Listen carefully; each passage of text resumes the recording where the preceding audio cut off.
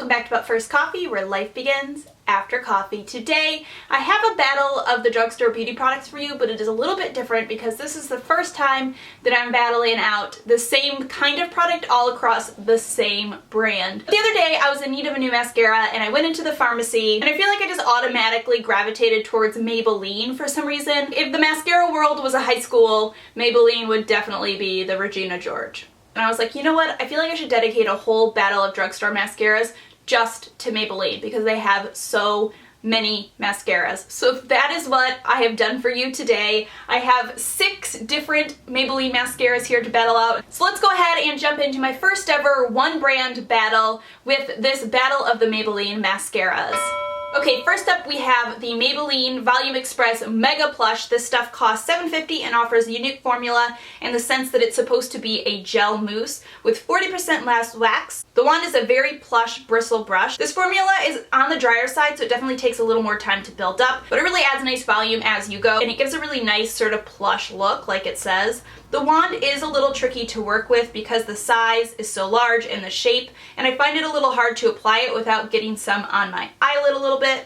The formula is nice and it lasts throughout the day with no additional smudging after the initial application, and it washes off fairly easy. Overall, it's a nice mascara. It gives a nice wispy look to your eyelashes, but it is a little bit messy to apply. Next, I have Maybelline the Falsies the Flared, which costs about $7. It claims to offer a more visible lash because it fills in the gaps and gives your eyes a flared look. And it also has a unique flexible wand, which is supposed to give you a little bit of flexibility when you're applying it, and it has a spoon-shaped brush. I think this mascara does a nice job sort of lifting and separating, but unfortunately, I just find that this particular one, I don't know what it is about the flared one, just tends to sort of like clump up my lashes. It's like it doesn't separate them very well. It's got these like little pieces in them that just makes them look all sort of like clumped up together, which I don't really like. It does give some volume and some length, but I really just don't like that like clumpy look that it gives to my lashes. Next, let's do Maybelline the Rocket, which costs $7.50. It's supposed to give intense volume and length. It has a micro bristle brush that's designed to help load on sleek volume without clumping. To me, this is a great mascara for length. I think the small bristles really help to lengthen and separate your lashes. It doesn't offer tons and tons of volume, but it definitely does give your lashes a pretty good amount of volume. What I love about this mascara, it is just a super fast mascara to use. You don't have to add tons of coats to get the desired look you want. You can easily get away with 2 coats and you've got a really nice separated look. You've got some volume, you've got some length, and it was really easy. I feel like some of these other mascaras you really have to work at it to build it up, and this mascara is not that way. Overall, I think you get a really great look.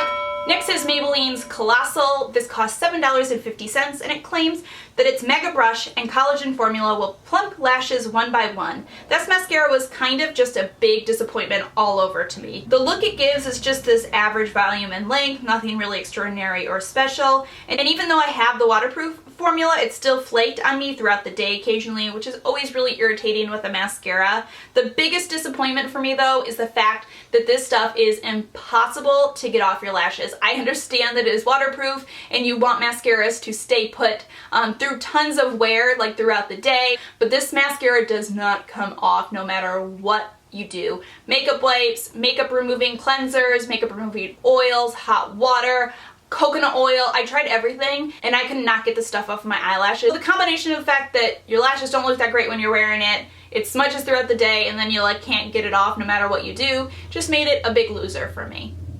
Next we have Maybelline's Lash Sensational, which is $9, probably just due to the fact that it is Maybelline's newest mascara.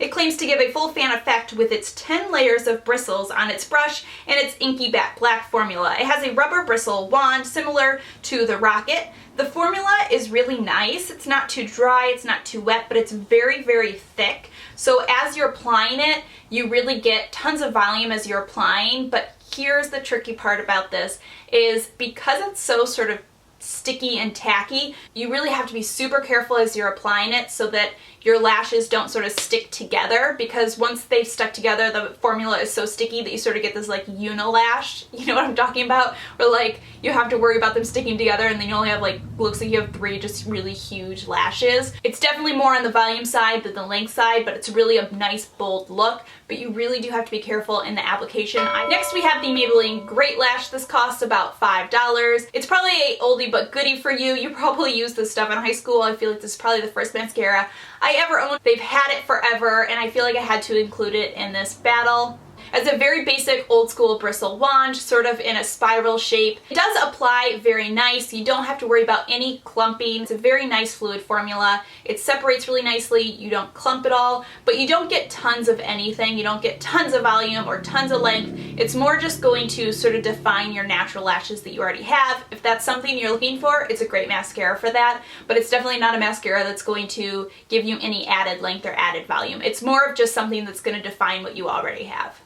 Alright guys, that does it. That was all of the 6 mascaras getting applied, sort of what I thought about them. So now I feel like we can talk about who's the winner. In my mind, the two that were obvious losers were the Great Lash and the Colossal. The Colossal I just hated in general, like I don't even ever want to see that mascara again. The Great Lash isn't necessarily awful. If you want just like a really simple, easy mascara that's just going to lightly tint your eyes, give you a tiny bit of volume, this isn't bad. But in general, it doesn't really do a lot. It doesn't give tons of length, tons of volume, so that one also a loser in my mind. The next two that have to go would be the Falsies Flared and the Mega Plush. Usually I buy the Maybelline The Falsies, just the original one. Tons of tubes of that and loved it. So I don't know if this Flared one is really like just that much different, but I just really didn't love this because I found that it just sort of clumped up. And I was really surprised just because the original Falsies I really do enjoy.